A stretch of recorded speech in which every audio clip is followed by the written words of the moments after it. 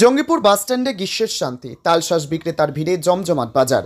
June মাসের দগদগে দুপুর Jangipur bus stand সংলগ্ন রাস্তার ধারে ছায়াময় ছাতা টাঙিয়ে বসে আছেন একজন তাল বিক্রেতা।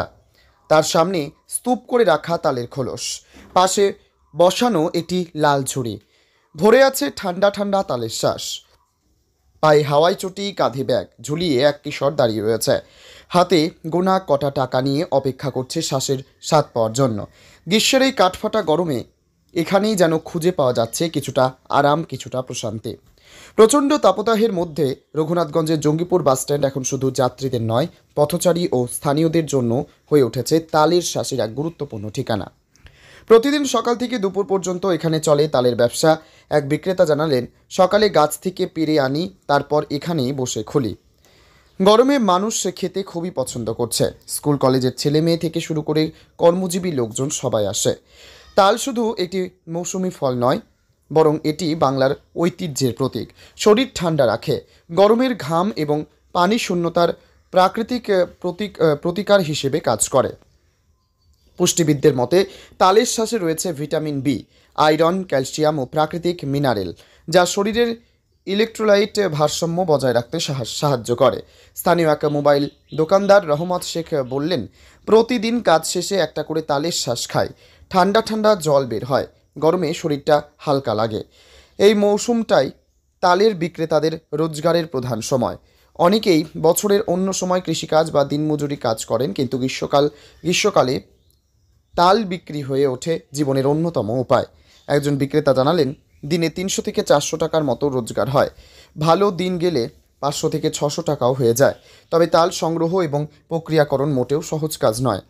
তাল গাছ থেকে নামিয়ে শক্ত খোলস ভেঙে শ্বাস বের করা একটি কৌশল ও পরিশ্রম সাধ্য প্রক্রিয়া। তবুও বিক্রেতারা এই কাজ হাসি মুখে করে চলেছেন, কারণ এই মৌসুমে এটাই তাদের উপার্জনের ভরসা। জঙ্গিপুর বাস স্ট্যান্ড শুধু একটি পরিবহন কেন্দ্র নয়, এই মৌসুমে এটি হয়ে উঠেছে স্বস্তির প্রতীক। ছায়া ঘেরা তালের দোকানগুলোর পাশে জমে উঠেছে জনারণ্য। কেউ দাঁড়িয়ে খাচ্ছেন, কেউ ব্যাগ ভর্তি শ্বাস নিয়ে যাচ্ছেন বাড়ি। ছোট ছোট এ ধরনের উদ্যোগই স্থানীয় অর্থনীতিকে চাঙ্গা করে এবং আমাদের প্রাকৃতিক ঐতিহ্যের সাথে নতুন প্রজন্মকে পরিচয় করিয়ে দিচ্ছে। Bureau report, news first Bangla. প্রতি বছর তো এই যে তাল, মানে কিভাবে খবর পান যে কোথা থেকে নিয়ে আসেন, কি করে? আমাদের ওখানে গাছ আছে, তো গাছ আছে। কি গাছ কন্ট্যাক্ট করে কিনে নেন না নিজের গাছ? না, লোকেদের গাছ। কেউ ধরো চাষবাস করে জমিরালে আছে গাছ, তো তাল পাকলে হয়তো পড়ে যাবে, ধান নষ্ট হবে, এই কারণে আমাকে নিয়ে যায়। এই গত গ্রীষ্মকাল থেকে এই গ্রীষ্মকালে দাম কি বাড়তি না কম? না, একই রকমই আছে। কত করে বিক্রি করছেন? 10 টাকায়। 10 টাকায় 3টে, মানে কেটে বিক্রি করছেন 3টে। আচ্ছা, কেমন বিক্রি হয়? মানে প্রত্যেক দিন কত টাকা? মোটামুটি ভালো বিক্রি হয়, মানুষের চাহিদা আছে। কি নামে পরিচিত এগুলো? কি বলে এই জিনিসটাকে? তালের চোখ। আচ্ছা, তালের চোখ। বলে তালকুল। সকালে কটার সময় শুরু করেন এবং কটা পর্যন্ত বিক্রি করেন?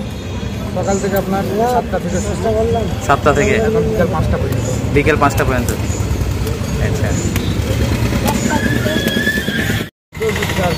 হ্যাঁ, আচ্ছা। আগে এই ব্যবসার সঙ্গে যুক্ত নাকি আগে থেকে, না এই প্রথম? আচ্ছা, ক বছর ধরে এই ব্যবসা করছেন আপনি?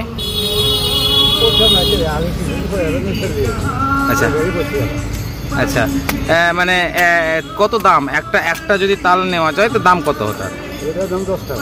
10 টাকা। আচ্ছা, মানুষ চাহিদা কেমন মানুষের? ভালো। তো কিভাবে এগুলো, মানে নিজেই চাষ করেন না অন্য লোকের কাছে কিনে নেন? মোটামুটি সারাদিন মান বিক্রি করে কেমন লাভ কেমন থাকে আপনাদের?